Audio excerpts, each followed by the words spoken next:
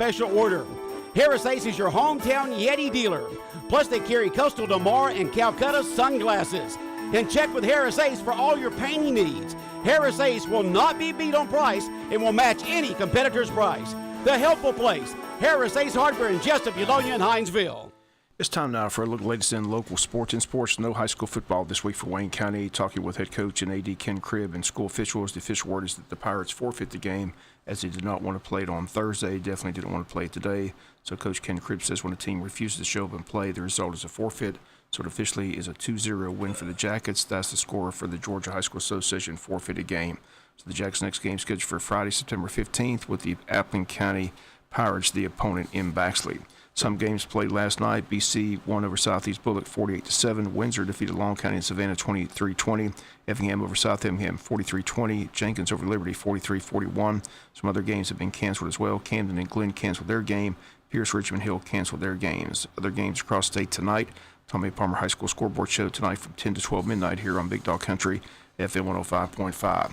Big part of the Jackets' success thus far this season is the play of our offensive line with senior Sam Fine, Billy Parker, Spence Pierce, junior David Van, and freshman Weston Franklin anchoring the line. Coach Ken Cribb excited about the success of this offensive line. The man who coaches the offensive line is Dave Poinsett, who has years of experience and played his college ball at South Carolina.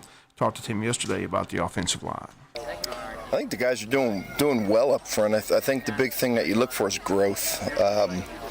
We have a lot of things. It's a technically oriented position, and some bad habits we're trying to break, some habits we're trying to instill, and just a good group of hard-working kids now. And whenever you see an offensive line, you just see 5 kids out there. We have about 20, all the way down to 9th grade, JV, and varsity, and every one of them's giving effort, and they're listening to the coach, and they're taking the coaching, and they're having fun doing it too. Expect that growth. It's like a big curve. We're at the bottom end of the curve right now. I expect sometime around 6 weeks, 7 weeks, it's going to start really making sense and fit. And right now, there's a comfort level in what we're doing and the ability to call and communicate, which was a thing that we didn't have before, and I don't know where it was or how they approached it. But now we have the ability to communicate and talk how to work through equations within 15 seconds, and that's big right now. We're still busting all over the place. We're making some bad plays, and the kids know it. And the key to that is how you're going to bounce back from it, how you're going to improve on your technique second go around. And it's a nice little game for them, and we're pleased, but there's still a lot of work to do. We're watching the Valdosta game. One thing I noticed, I saw a little bit of rotation, but most of those guys that started went most of the night against rotation constantly by the defensive line of Valdosta. They were really tested, and they really held up pretty good all the way throughout the game, I thought. Well, when we got here, I think one of the things that Ken and I and most of the coaches here were confronted with was depth. That's what we were told. You have a bunch of young kids. You've had kids that never played before. You don't have depth.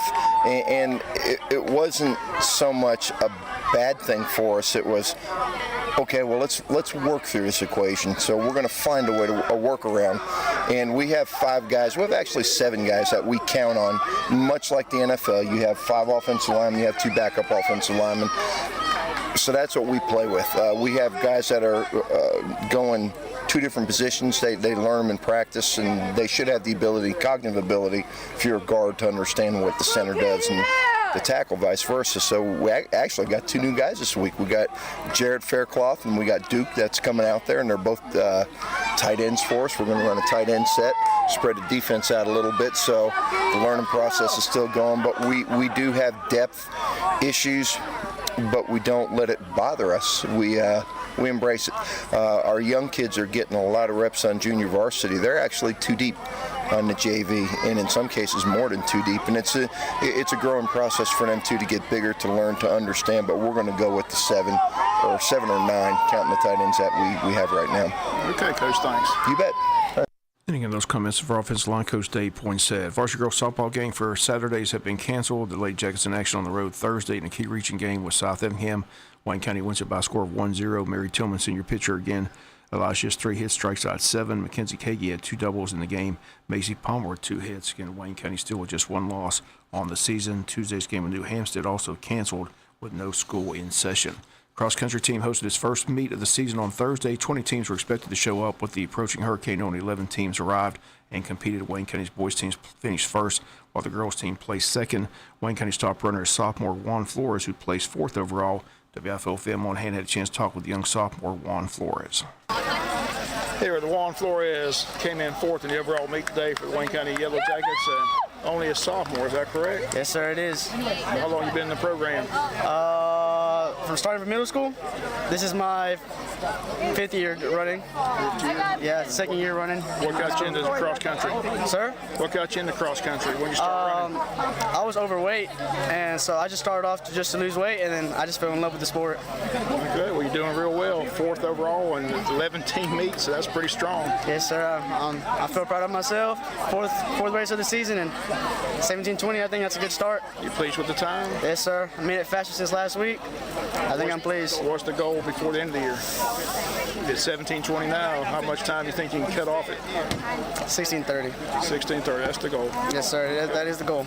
We got plenty of time. Again, big shoes to fill. George is no longer here. He's aside Georgia, so looks like you're leading the pack in every race. So congratulations. Thank you. How about the overall team? Your thoughts on them? Chance to win the region? Oh yeah, I think we have a big chance. We have really good runners. We're trying to get everybody under 17:30, and I think we're going to do it. Okay, Juan, thanks. Thank you. And again, those comments of sophomore Juan Flores. Coach Wayne Broadhead, the head coach for Wayne County's cross-country team, his comments from Thursday's meet. Oh, the boys were incredible. The times dropped off a lot, but we got a little cooler weather, I guess, because of the storm, so some benefits, but the cool weather really dropped the times, and the girls ran really well, too, but Jeff Davis had a tough team, so Jeff Davis won the girls. We got second, ahead of Ware, but Jeff Davis came in with the crowd, but on the boys' side, I can't help but bragging about little Juan ran, 17-20 something is just incredible. Just a sophomore, too. That's right. I got 10 sophomores out here, Bob. That's pretty good. Good way to build the team. But you had 3 tune-up meets. Went to Savannah, went to Perry, went to Jekyll. So yes, sir. Yes, sir. Now the regular season's underway. We started today. Yes, sir. Wayne County's going to host the region again. That's good. We got to host the camp, and it's good. It's here, and the kids love running here. They run fast, and I can't be more proud of them than I was today. They just had a super effort on both sides, boys and girls. Okay. Well, appreciate you keeping us up to date with us, and best of luck the rest of the year. Thank you, Bob. And again, those comments, Coach Broadhead. Next match set for Thursday at 14th at Richmond Hill, time 4:30 p.m. College football this Saturday. Georgia Southern New Hampshire game's been moved to Birmingham, Alabama. It's a 4 p.m. kickoff in Alabama. Pre-game Saturday, 3 p.m. here on Big Dog Country, FM 105.5. Georgia taking action Saturday at home against Jacksonville State. That kickoff set for 12:30 in Atlanta. Once again, Wayne County's Kendrick Sanders on the Jacksonville State roster. His number is 10. Should see playing time Saturday in Atlanta. Suffered a concussion last week before Saturday's game was held out. Is expected to be in the game Saturday against Georgia Tech. Georgia and South Bend, Indiana, the opponent of the Fighting Irish of Notre Dame. Georgia listed as underdog in the game with freshman quarterback Jay Fromm getting his first collegiate start. Filled in game 1 after Jacob Eason left with a knee injury. Should be a big test for the Dogs and Coach Kirby Smart Saturday night at South Bend, Indiana. Only the second meeting all time between the two schools. First meeting the 1981 Sugar Bowl, 1980 National Championship year for Georgia, wins 17-10 in the Superdome in New Orleans. Herschel Walker, the MVP, Vince Dooley, the coach. Again, National Championship of Collegiate Football, and haven't had one since. Kirby Smart hired to change all that. Big test for him in year 2 as he heads to South Bend, Indiana. Other key games on Saturday, there's 2 marquee matchups, Auburn at Clemson and Oklahoma at Ohio State. Enjoy the games this weekend. Pro football, Thursday night, Kansas City beats up on New England 42-27. Sunday, both the Falcons and Jaguars kick off at 1. The Falcons on FM 105.5. Taking on Chicago at Chicago. Jacksonville on AM 1370. They'll be at Houston Texans at 1 p.m. Braves last night a winner over Miami 6-5. Played the Marlins over the weekend. Tonight's game 7:35. Saturday night game Sunday afternoon at 1:35. That's going to do it for latest in local